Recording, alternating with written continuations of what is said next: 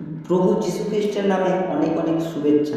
আশা করি আপনারা খুব ভালো আছেন, প্রভুর বাক্যে বৃদ্ধি পাচ্ছেন।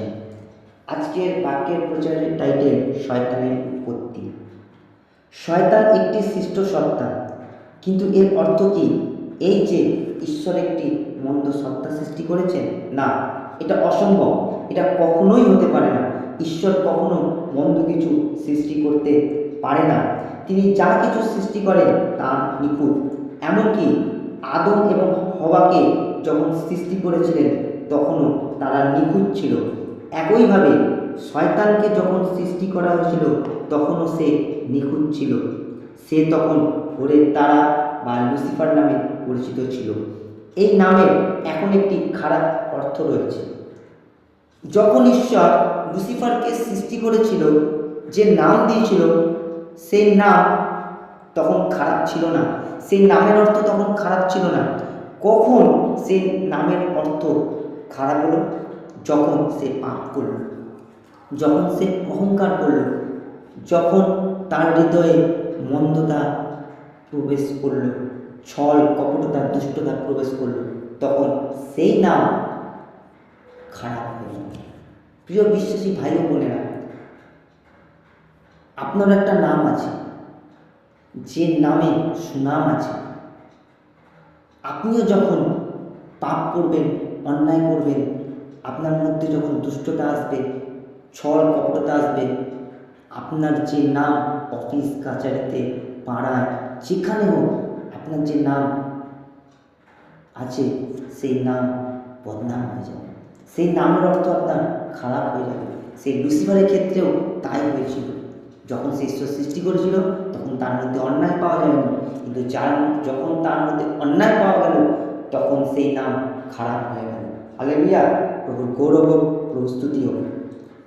ঈশ্বরের উপাসনায় স্বর্গদূতদের নেতৃত্ব দেওয়ার জন্য লুসিফারকে প্রধান হিসাবে সৃষ্টি করা হয়েছিল। ঈশ্বর যখন তাকে সৃষ্টি করেছিলেন তখন তাকে অধিক ক্ষমতা দিয়েছিলেন, কিন্তু তারপর তিনি পাপে পতিত হন এবং শয়তানে পরিণত হন। কিন্তু শয়তানের আজও সেই ক্ষমতা আছে, কারণ ঈশ্বর যখন লুসিফারকে স্বর্গ থেকে পতিত করার সময় তার কাছ থেকে সেগুলি কেড়ে নেননি। আমরা হয়তো ভাবতে পারি যে ঈশ্বর কেন শয়তানের কাছ থেকে সেই ক্ষমতা কেড়ে নেননি, কারণ ঈশ্বর সাধারণত তার উপহার ফিরিয়ে নেন না। প্রিয় বিশ্বাসী ভাই ও বোনেরা, একটা কথা চিন্তা করুন। আপনি হয়তো আপনার আশেপাশে কাউকে উপহার দিলেন, গিফট দিলেন, দুদিন পর তার সাথে আপনার মনোমালিন্য হচ্ছে, ঝগড়া অশান্তি হয়েছে। আপনি কি তার কাছ থেকে সেই উপহারকে ফিরিয়ে নেবেন? না, কখনোই আপনি সেটা করতে পারেন না। কখনোই আপনি সেটা তার থেকে ফিরিয়ে নেবেন না। ঈশ্বরও সেই রকম করেছিল। যখন লুসিফার পাপ করেছিল, অন্যায় করেছিল, দুষ্টতা তার মধ্যে যখন এসেছিল, ঈশ্বর তাকে স্বর্গ থেকে যখন ফেলে দিয়েছিল, তখন তার কাছ থেকে ঈশ্বরের দেওয়া যে উপহার, সেই ক্ষমতা ঈশ্বর তার কাছ থেকে কেড়ে নেননি, কারণ ঈশ্বর দয়ালু ঈশ্বর। আর তাই শয়তান মানুষের ক্ষতি করার জন্য তার ক্ষমতা ব্যবহার করে। আর সেই কারণে যারা তার সংস্পর্শে আসে তারা জাদুবিদ্যার মাধ্যমে অতিপ্রাকৃত কাজ করতে পারে। একজন বিশ্বাসীর মধ্যে কখন শয়তানের ক্ষমতা কাজ করবে? যখন সেই বিশ্বাসী পাপে জীবনযাপন করবে, ঈশ্বরের অবাধ্যতায় চলবে, মানসিকভাবে জীবনযাপন করবে, রঙ্গরস মেতে থাকবে। যখন সেই বিশ্বাসীর মধ্যে প্রার্থনা থাকবে না, শাস্ত্র অধ্যয়ন থাকবে না, যখন সেই বিশ্বাসী ঈশ্বরকে হৃদয়ে জায়গা দেবে না, যখন সমস্ত কিছু মধ্য দিয়ে ঈশ্বরকে আগে রাখবে না, মণ্ডলীতে আসা বন্ধ করে দেবে, তখন সেই বিশ্বাসীর জীবনে শয়তানের ক্ষমতা কাজ করবে। হালেলুয়া! কিন্তু একজন যে প্রকৃত বিশ্বাসী, যে ঈশ্বরের বাধ্যতায় জীবনযাপন করে, ঈশ্বরকে আগে রাখে, প্রার্থনায় নির্দিষ্ট থাকে, মণ্ডলীতে নিয়মিত আসছে, মানসিকভাবে জীবনযাপন করছে না, পবিত্র আত্মায় জীবনযাপন করছে, সেই বিশ্বাসীর মধ্যে কখনোই শয়তানের শক্তি ক্ষমতা কাজ করতে পারবে না। আমেন। স্বর্গদূতদের প্রধান হিসাবে লুসিফার সর্বদা ঈশ্বরের উপস্থিতিতে ছিলেন। কেন তিনি পতিত হয়েছিলেন? প্রধান হিসাবে স্বর্গদূতদের মধ্যে লুসিফারকে সর্বদা ঈশ্বরের উপস্থিতিতে ছিলেন। যে লুসিফারকে ঈশ্বর সৃষ্টি করেছিল, সেই লুসিফার ঈশ্বরের সম্মুখে দণ্ডায়মান হয়ে উপস্থিত থাকত। কেন তিনি পতিত হয়েছিল? কি এমন লুসিফারের মধ্যে হয়েছিল যে তাকে স্বর্গ থেকে পতিত হতে হয়েছিল? আসুন, যা লেখা আছে যিশাইয় 14 অধ্যায় 13-14 পদ আমরা দেখব। যিশাইয় 14 অধ্যায় 13-14 পদে, তুমি মনে মনে বলিয়াছিলে, আমি স্বর্গারোহণ করিব, ঈশ্বরের নক্ষত্রগণের ঊর্ধ্বে আমার সিংহাসন উন্নত করিব, সমাগম পর্বতে উত্তর দিকের প্রান্তে উপবিষ্ট হইব, আমি মেঘরূপ উচ্চস্থলীর উপরে উঠিব, আমি পরাৎ করে তুল্য হইব। আমেন। লুসিফার ছিলেন অন্য সকল স্বর্গদূতের চেয়ে বেশি প্রতিভাবান, আরও সুন্দর, এবং তার মধ্যে আরও অতিপ্রাকৃত ক্ষমতা ছিল। তিনি ঈশ্বরের উপাসনায় স্বর্গদূতদের নেতৃত্ব দিয়েছিলেন যতক্ষণ না তার হৃদয়ে অহংকার প্রবেশ করে। তার পড়ে যাওয়ার কারণ কি? তার পড়ে যাওয়ার কারণ তার হৃদয়ে অহংকার প্রবেশ করেছিল। প্রিয় বিশ্বাসী ভাই ও বোনেরা, এই বর্তমান দিনে যদি কোনো বিশ্বাসী, কোনো প্রচারকের মধ্যেও যদি এই লুসিফারের মতো অহংকার প্রবেশ করে, তাহলে তাকেও পতিত হতে হবে, তাকেও ঈশ্বর তাকেও বিচ্ছিন্ন করবে, সেও ঈশ্বরের উপস্থিতিকে হারাবে।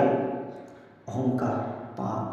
ঈশ্বর অহংকারীদের পছন্দ করে না, ঈশ্বর অহংকারীদের বিরুদ্ধাচরণ করে, কিন্তু তিনি নম্রদিগকে অনুগ্রহ প্রদান করেন। হালেলুয়া।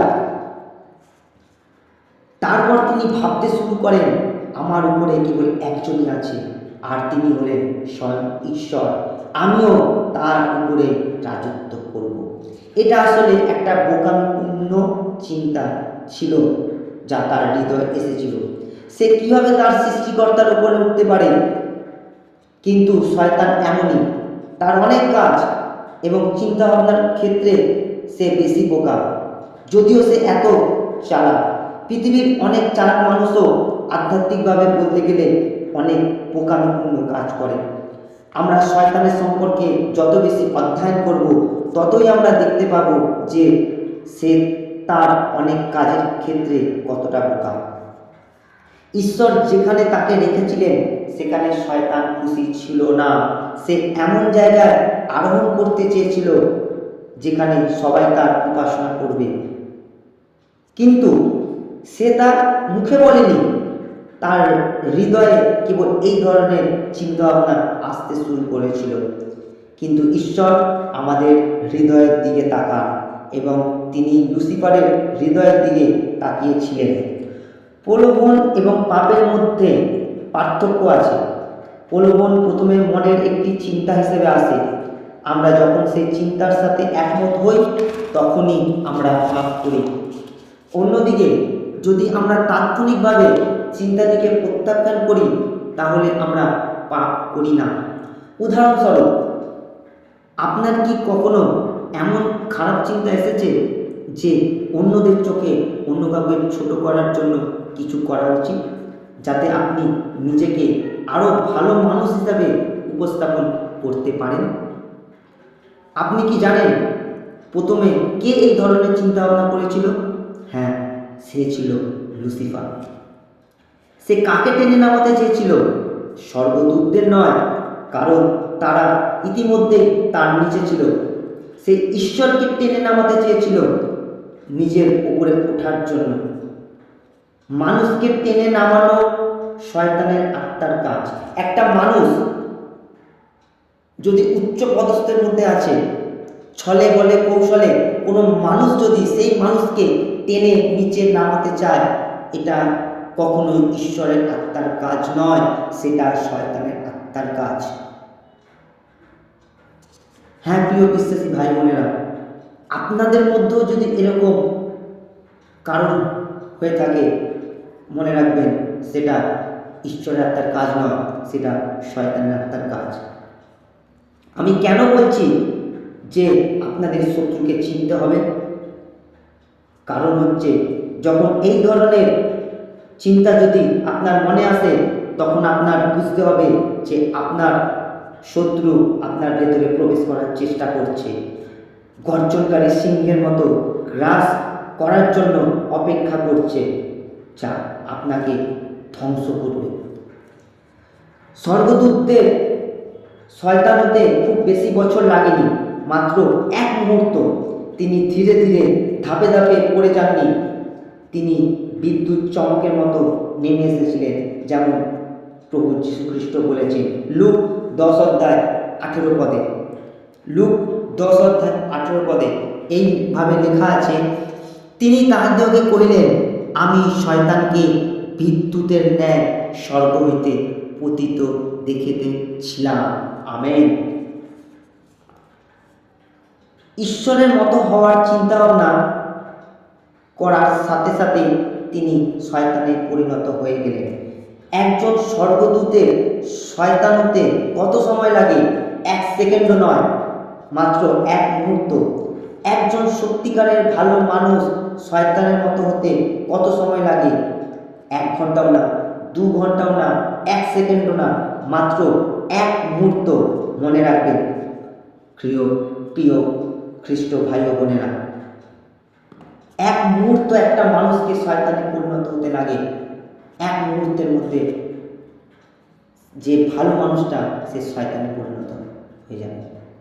আজকে আপনার কাছে ভালো, কিন্তু 1 মুহূর্তের মধ্যে সে খারাপে পরিণত হবে। শয়তানের উৎপত্তি সম্পর্কে আমাদের জানার আরেকটি অংশ হলো জিসকেল 28 অধ্যায়, যেখানে আমরা শয়তানকে সোরের রাজা বলে ডাকতে দেখি। জিসকেল 28 অধ্যায় 12 পদে। জিসকেল 28 অধ্যায় 12 পদে এইরূপ লেখা আছে, হে মনুষ্য সন্তান, তুমি সোরের রাজার জন্য বিলাপ করো ও তাহাকে বলো, প্রভু সদাপ্রভু এই কথা কহেন, তুমি পরিমাণের মুদ্রাঙ্ক, তুমি পূর্ণ জ্ঞান, তুমি সৌন্দর্যে সিদ্ধ। আমেন। এই পৃথিবীর শাসকদের পেছনে পাপাত্মার শক্তি রয়েছে, এবং সেই সময় শয়তান নিজেই সোরের শাসকের পেছনে ছিল, এবং প্রভু শয়তানের সাথে কথা বলেছিলেন যে সেই মানব শাসকের মধ্যে বাস করত। প্রভু শয়তানকে সেই সময়ের কথা মনে করিয়ে দিয়েছিলেন যখন সে এদেন উদ্যানে ছিল, যা লেখা আছে জিসকেল 28 অধ্যায় 13 পদে। তুমি ঈশ্বরের উদ্যান এদনে ছিলে, সর্বপ্রকার বহুমূল্য প্রস্তর, চুনি, পীতমণি, হীরক, বৈদুর্যমণি, গোমেদক, সূর্যকান্তমণি, নীলকান্তমণি, চুনি, পান্না ও সোনা দিয়ে তুমি সাজানো ছিলে।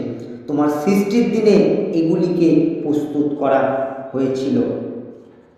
এটি আমাদের বলে যে আদম ও হওয়া আসার আগে লুসিফার এদনে ছিল, এবং প্রভু শয়তানকে মনে করিয়ে দিয়েছিলেন যে সৃষ্টির দিন থেকে তার মধ্যে পাপ পাওয়া যায়নি, তখনও সে নিখুঁত ছিল। যখন লুসিফারকে ঈশ্বর সৃষ্টি করেছিল তখন তার মধ্যে পাপ পাওয়া যায়নি, অন্যায় পাওয়া যায়নি, অহংকার পাওয়া যায়নি, তখনও সে তার পথে নিখুঁত ছিল, পবিত্র ছিল। লুসিফারের হৃদয় মূলত তার সৌন্দর্যের কারণে গর্বিত হয়েছিল। আয়নায় তাকিয়ে অন্যদের তুলনায় নিজেকে কতটা সুন্দর দেখতে দেখে কি আপনার হৃদয় কখনো গর্বিত হয়েছে? যদি হয়ে থাকে তবে এই ব্যাপারে সাবধান। ঈশ্বর আপনাকে যে ভালো উপহার দিয়েছে তার জন্য তাকে ধন্যবাদ দিন। সুন্দর মুখ থাকাতে কোনো ভুল নেই, কিন্তু এর জন্য গর্বিত হওয়াতে সব কিছু ভুল, কারণ তখন আপনি শয়তানের দরজাকে খুলে দিলেন। সুন্দর চেহারা, সুন্দর মুখ নিয়ে কেউ যদি গর্ব করে থাকে, আজকালকার প্রচুর বিশ্বাসী ভাই ও বোনেরা শরীর নিয়ে, গায়ের রং নিয়ে, সুন্দর মুখ নিয়ে গর্ব করছে। সাবধান, আপনি কিন্তু শয়তানের দরজাকে খুলে দিলেন। লুসিফারের গর্বের আরেকটি কারণ ছিল তার চতুরতা। আপনি জানেন যে সমস্ত সৃষ্টির মধ্যে সবচেয়ে বুদ্ধিমান হল শয়তান। বুদ্ধিমান হওয়াতে কোনো ভুল নেই। আমরা ঈশ্বরের গৌরবের জন্য আমাদের বুদ্ধিমত্তাকে ব্যবহার করতে পারি, কিন্তু আমাদের এতে গর্ব করার কোনো অধিকার নেই। প্রভুর সেবা করার জন্য আমাদের বোকা হতে হবে না। আপনার বুদ্ধিমত্তার জন্য ঈশ্বরকে ধন্যবাদ দিন এবং আপনার সৌন্দর্যের জন্য ঈশ্বরকে ধন্যবাদ দিন, কিন্তু কখনোই গর্ব করবেন না। অনেকে আছে তার বুদ্ধি নিয়ে গর্ব করে। এই বুদ্ধি ঈশ্বর থেকে এসেছে। কেন? যাকবের পত্রে লেখা আছে যে জ্ঞান উপর থেকে আসে। এই বুদ্ধি আপনি ঈশ্বরের কাছে ব্যবহার করুন। কিন্তু অনেক বিশ্বাসী ভাই ও বোনেরা আছে, অনেক মনুষ্য ব্যক্তি আছে যে বুদ্ধি মানুষের ক্ষতি করাতে কাজে লাগায়, মানুষকে কি করে টেনে নামাতে কাজে লাগায়, কি করে মানুষকে অপদস্থ করতে হবে, একটা মানুষের কাছে একটা মানুষকে কিভাবে খারাপ করতে হবে, কি বললে একটা মানুষকে ঘৃণা করবে, সেই বুদ্ধি মানুষ কাজে লাগায়। কিন্তু ঈশ্বর যে বুদ্ধি দিয়েছে, ঈশ্বর যে জ্ঞান দিয়েছে, সেটা মানুষকে ক্ষতি করার জন্য নয়, মানুষকে অপমান করার জন্য নয়, কোনো মানুষের কাছে কোনো মানুষকে খারাপ করার জন্য নয়। কিন্তু ঈশ্বর যে জ্ঞান দিয়েছে, সেই জ্ঞান, সেই বুদ্ধি দিয়ে ঈশ্বরের সেবা কাজ করুন, ঈশ্বর আশীর্বাদ করবেন। কিন্তু কখনোই গর্ব করবেন না, না সৌন্দর্যকে নিয়ে, না বুদ্ধিকে নিয়ে। লুসিফার সৃষ্টির মধ্যে তার অবস্থান সর্বোচ্চ। সে বুঝতে পারেনি যে তার সৌন্দর্য, চতুরতা এবং তার অবস্থান, এই তিনটে জিনিসই ঈশ্বরের দান। এবং অনেক মানুষ এবং অনেক খ্রিস্ট বিশ্বাসী এটি স্বীকার করতে ব্যর্থ হয়, আর এইভাবে শয়তান তাদের জীবনে স্থান করে নেয় এবং অবশেষে তাদের ধ্বংস করে দেয়। তাই আমরা দেখতে পাই যে পৃথিবীর সমস্ত পাপের উৎপত্তি অহংকার থেকে, খুন বা ব্যভিচার থেকে নয়, বরং অহংকার থেকে। তা বলে আমি বলছি না খুন করা পাপ নয়, ব্যভিচার করা পাপ নয়।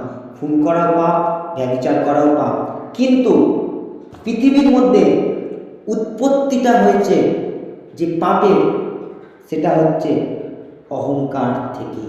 হালেলুয়া। কেন? সৃষ্টির প্রথমে পাপের উৎপত্তি কোথা থেকে আসলো? সেই লুসিফারের অহংকারের মধ্য দিয়ে। আর সেই কারণে যিশু নিজেকে বিনতি করার মাধ্যমে পরিত্রাণ এসেছে। আমাদের প্রভু যীশু খ্রিস্ট নিজেকে নম্র করেছেন, নিজেকে বিনতি করেছেন।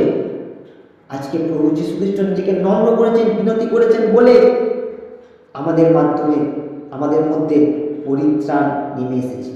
নম্রতার পথ হল শয়তানের সমস্ত চক্রান্ত এবং কৌশল থেকে মুক্তির পথ। লুসিফারের মধ্যে আমরা জীবনের নির্ধারিত ভাগ্যের প্রতি অসন্তুষ্টির মনোভাবের উৎপত্তিও দেখতে পাই। আমরা যদি ঈশ্বরের দৃষ্টিকোণ থেকে এই পৃথিবীকে দেখতে পেতাম, তাহলে আমরা দেখতে পেতাম যে পৃথিবী সর্বত্র বচসা, অভিযোগ, বচসাকারী লোকদের দ্বারা পরিপূর্ণ। এমন একটি আত্মা যা তারা সকলেই শয়তানের কাছ থেকে গ্রহণ করেছে। কর্তৃত্বের বিরুদ্ধে বিদ্রোহের চেতনা লুসিফার থেকে সৃষ্টি হয়েছে। লুসিফারের উপরে কেবল একটি কর্তৃত্ব ছিল এবং তা ছিল ঈশ্বর। আমেন। এবং তিনি সেই কর্তৃত্বের বিরুদ্ধে বিদ্রোহ করেছিলেন। তিনি সেই কর্তৃত্বের উপরে থাকতে এবং ঈশ্বরকে নিচে নামাতে চেয়েছিলেন। আমরা কি মানব জাতির মধ্যে সেই চেতনাকে খুঁজে পাই? কর্তৃত্বের বিরুদ্ধে বিদ্রোহের চেতনায় দেশে দেশে অসংখ্য বিপ্লবের দিকে পরিচালিত করছে এবং কারখানায় ধর্মঘট ঘটিয়েছে। এবং আজকাল আমরা সেই বিদ্রোহের চেতনা এমনকি ছাত্রদের মধ্যেও দেখতে পাই। কেবল কলেজ ছাত্রদের মধ্যেই নয়, স্কুল ছাত্রদের মধ্যেও, এমনকি বাড়ির ছোট বাচ্চাদের মধ্যেও, এমনকি মণ্ডলীর মধ্যেও দেখতে পাওয়া যায়। এইসব কিছুই নিশ্চিত লক্ষণ যে পৃথিবী ক্রমশ অবনতির দিকে যাচ্ছে। শিক্ষকদের প্রতি, বাবা মায়ের প্রতি, এমনকি মণ্ডলীর প্রচারক ভাইদের প্রতিও অসম্মান সর্বত্র ছড়িয়ে আছে।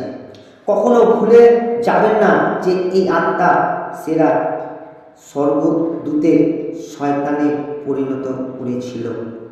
ভুলে যাবেন না যে এই আত্মাই সেরা স্বর্গদূতদের শয়তানে পরিণত করেছিল। আর এই আত্মা আজও একজন ভালো ছেলে বা মেয়েকে শয়তানে পরিণত করতে পারে। ঈশ্বর কখনো কাউকে মন্দ করে না। আমরা যখন শয়তানের আত্মার কাছে নিজেদের উন্মুক্ত করি, তখন আমরা নিজেদেরকে মন্দ করে তুলি। আর এখন লুসিফারের একটি শেষ বৈশিষ্ট্য লক্ষ্য করুন। যখন সে পতন হয়েছিল, তখন সে একা পড়েনি, তার সঙ্গীও ছিল, যা প্রকাশিত বাক্য 12 অধ্যায় 9 পদে লেখা আছে। আর সেই মহানাগ নিক্ষিপ্ত হইল, ও সেই পুরাতন সর্প, যাহাকে দিয়াবল, অপবাদ এবং শয়তান বিপক্ষ বলা যায়।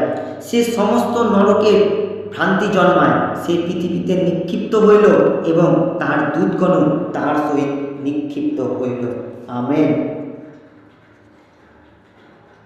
আমরা পড়ি যে সে তার সাথে অন্যান্য স্বর্গদূতদেরও 1/3 টেনে নামিয়েছিল। তারা বোকার মতো গর্ব, অসন্তোষ এবং বিদ্রোহের মনোভাবের সাথে যোগ দিয়েছিল। আজও একই অবস্থা। যেখানে একজন ব্যক্তি মন্দ, সেখানে সে একা মন্দ থাকতে সন্তুষ্ট নয়, সে তার সাথে অন্যদেরও তার দুর্দশা এবং মন্দের মধ্যে টেনে আনতে চায়। ইব্রিয় 12 অধ্যায় 15 পদে কি বলছে দেখুন। ইব্রিয় 12 অধ্যায় 15 পদে লেখা আছে, দেখো কেউ যেন ঈশ্বরের অনুগ্রহ থেকে বঞ্চিত না হও। দেখো তোমাদের মধ্যে যেন তিক্ততার শেকড় না গজিয়ে ওঠে। তোমাদের মধ্যে এমন লোক থাকলে গোটা দলকে কলুষিত করতে পারে। একজন ব্যক্তির মধ্যে তিক্ততার মূল থাকলে অনেককে সংক্রামিত করতে পারে, যদি অন্যরা সতর্ক না থাকে। আমেন। আজকে আপনি যদি মন্দতার সাথে যদি যোগ দিয়েছেন, তাহলে সেই লুসিফারের 1/3 দূতদের মতো আপনিও পড়ে যাবেন। আপনিও ধ্বংস হবেন, আপনার স্থান নরকে হবে। সেই জন্য আপনার মধ্য থেকে তিক্ততাকে, মন্দতাকে আপনি দূর করুন। কেন? একজন ব্যক্তির মধ্যে যদি মন্দতা থাকে, পাপ থাকে, সেই মন্দতা, পাপ গোটা দলকে কলুষিত করবে। সেই জন্য অহংকারকে, গর্বকে ত্যাগ করুন, নিজেকে নম্র করুন, তাহলে ঈশ্বরের অনুগ্রহকে লাভ করতে পারবেন। নইলে আপনার স্থান সেই অনন্ত নরকে হবে। ঈশ্বর কখনোই পছন্দ করে না অহংকার, গর্ব। আজকে লুসিফারের সেই গর্বকে, সেই অহংকারকে ঈশ্বর পছন্দ করেনি, সেজন্য তাকে স্বর্গ থেকে ফেলে দেওয়া হয়েছে। আজকে আমাদেরও মধ্যে যদি গর্ব, অহংকার যদি বৃদ্ধি পায়, আমাদেরকেও কিন্তু ঈশ্বর ফেলে দেবে। তখন আমরাও ঈশ্বরবিহীন জীবনযাপন করব। আমাদের স্থান শেষের দিনে হবে অনন্তকাল নরক। সেই জন্য এই বাক্য দ্বারা নিজেদেরকে মূল্যায়ন করুন, এই বাক্য দ্বারা নিজেদেরকে পরিবর্তন করুন। ঈশ্বর আপনাকে এই বাক্য দ্বারা আপনাকে পরিবর্তন হতে সাহায্য করবে। আর ভালো লাগলে এই বাক্য প্রচুর জায়গায় শেয়ার করুন। যাদের মধ্যে গর্ব, অহংকার আছে, এই বাক্য শোনার পর তারাও যেন নিজেদেরকে নত করে, নিজেদেরকে নম্র করে। এই বাক্য দ্বারা পিতা ঈশ্বর প্রত্যেক বিশ্বাসী ও ভাই বোনদেরকে আশীর্বাদ করুন। আমেন।